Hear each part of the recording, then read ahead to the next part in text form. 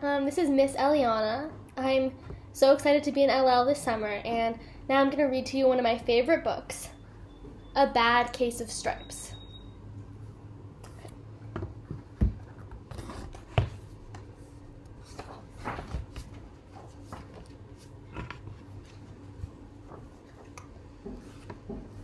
Camilla Cream loved lima beans, but she never ate them. All of her friends hated lima beans, and she wanted to fit in. Camilla was always worried about what other people thought of her. Today, she was fretting even more than usual. It was the first day of school, and she couldn't decide what to wear. There were so many people to impress. She tried on 42 outfits, but none seemed quite right. She put on a pretty red dress and looked in the mirror. Then she screamed. So this is Camilla in her red dress. Her mother ran into the room, and she screamed too. "Oh my heavens," she cried. "You're completely covered with stripes." This was certainly true. Camilla was striped from head to toe. She looked like a rainbow. Mrs. Cream felt Camilla's forehead.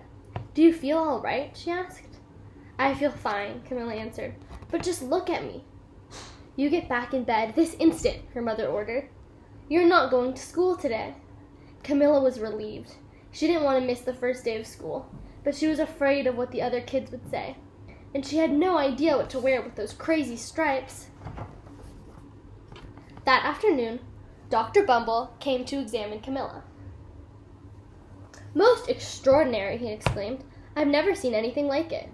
Are you having any coughs, sneezing, runny nose, aches, pains, chills, hot flashes, dizziness, drowsiness, shortness of breath, or uncontrollable twitching?" "No," Camilla told him. "I feel fine."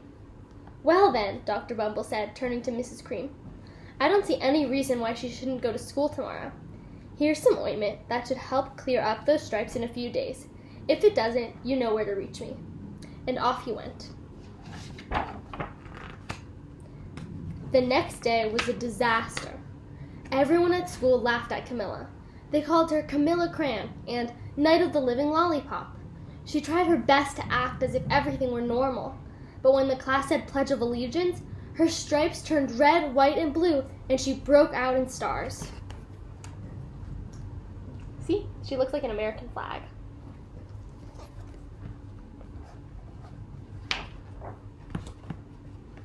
The other kids thought this was great. One yelled out, "Let's see some purple polka dots." Sure enough, Camilla turned all purple polka dotty. Someone else shouted, "Checkerboard!" and the pattern of squares covered her skin. Soon everyone was calling out different shapes and colors, and poor Camilla was changing faster than you can change channels on a TV.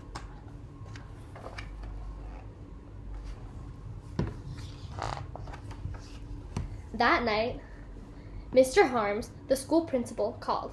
"I'm sorry, Mrs. Cream," he said. "I'm going to have to ask you to keep Camilla home from school. She's just too much of a distraction, and I've been getting calls from the other parents. They're afraid those stripes may be contagious." Camilla was so embarrassed. She couldn't believe that 2 days ago everyone liked her. Now nobody wanted to be in the same room as her. Her father tried to make her feel better. "Is there anything I can get you, sweetheart?" he asked. "No, thank you," said Camilla. What she really wanted was a nice plate of lima beans, but she had been laughed at enough for one day.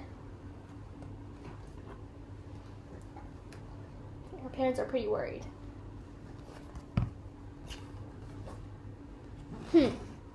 "Well, yes, I see," Dr. Bumble mumbled when Mr. Cream phoned the next day. "I think I'd better bring in the specialist. We'll be right over." About an hour later, Dr. Bumble arrived with 4 people in long white coats. He introduced them to the Creams. "This is Dr. Grop, Dr. Sponge, Dr. Cricket, and Dr. Young." Then the specialist went to work on Camilla. They squeezed and jabbed, tapped and tested. It was very uncomfortable. "Well, it's not the mumps," concluded Dr. Grop. "Or the measles," said Dr. Sponge. "Definitely not chicken pox," put in Dr. Cricket. "Or sunburn," said Dr. Young. "Try these," said the specialist. They each handed her a bottle filled with different colored pills. "Take one of each before bed. said Dr. Gropp. Then they filed out the front door, followed by Dr. Bumble.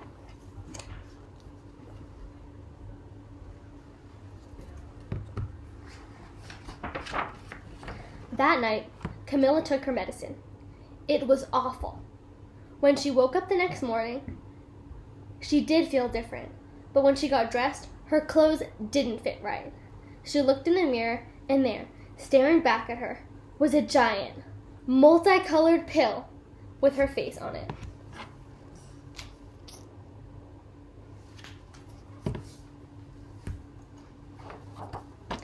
Dr. Bumble rushed over as soon as Mrs. Cream called, but this time, instead of the specialists, he brought the experts.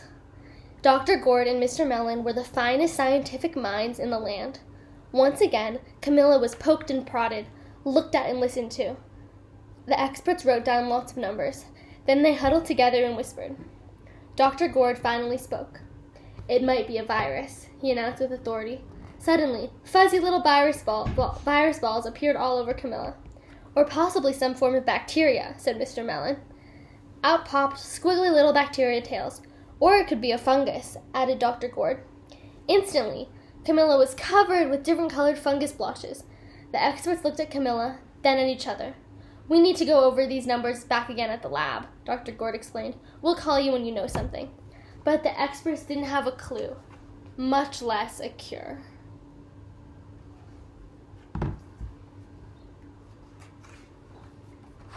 By now, TV news had found out about Camilla. Reporters from every channel were outside her house, telling the story of the bizarre case of the incredible changing kid. Soon, a huge crowd was camped out on the front lawn.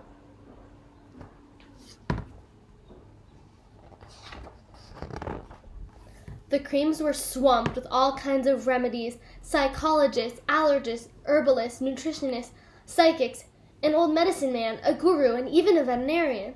Each so-called cure only added to poor Camilla's strange appearance until it was hard to even recognize her. She sprouted roots and berries and crystal and feathers and a long furry tail, but nothing worked. See, that's Camilla now.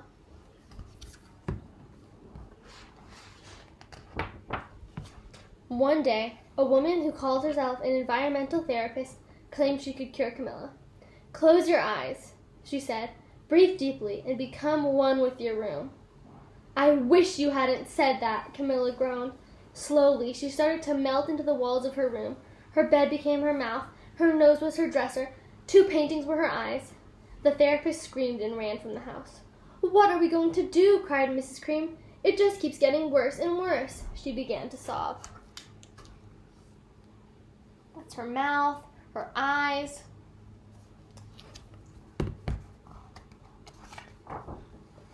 At that moment, Mr. Cream heard a quiet little knock at the front door. He opened it, and there stood an old woman who was just as plump and sweet as a strawberry. "Excuse me," she said brightly, "but I think I can help." She went into Camilla's room and looked around. "My goodness," she said with a shake of her head. "What we have here is a bad case of stripes, one of the worst I've ever seen." She pulled a container of small green beans from her bag. "Here," she said, "these might do the trick." "Are those magic beans?" asked Mrs. Cream. "Oh my, no," replied the kind old woman. "There's no such thing. These are just plain old lima beans. I'd bet you'd like some, wouldn't you?" she asked Camilla. Camilla wanted a big, heaping plate full of lima beans more than just about anything, but she was still afraid to admit it. "Yuck," she said. "No one likes lima beans, especially me." "Oh dear," the old woman said sadly. "I guess I was wrong about you." She put the beans back in her bag and started toward the door. Camilla watched the old woman walk away. Those beans would taste so good, and being laughed at for eating them was nothing compared to what she'd been going through. She finally couldn't stand it. "Wait," she cried. "The truth is, I really love lima beans." "I thought so," the old woman said with a smile. She took a handful of beans and popped them into Camilla's mouth. "Mmm," said Camilla. And suddenly, the branches, feathers, and squiggly tails began to disappear. Then the whole room swirled around. When it stopped, there stood Camilla, and everything was back to normal. "I'm cured," she shouted. "Yes," said the old woman. "I knew the real you was in there somewhere." She patted Camilla on the head. Then she went outside and vanished into the crowd. Afterward, Camilla wasn't quite the same. Some of the kids at school said she was weird, but she didn't care a bit. She ate all the lima beans she wanted, and she never had even a touch of stripes again. Okay, bye everyone. I hope you guys stay safe.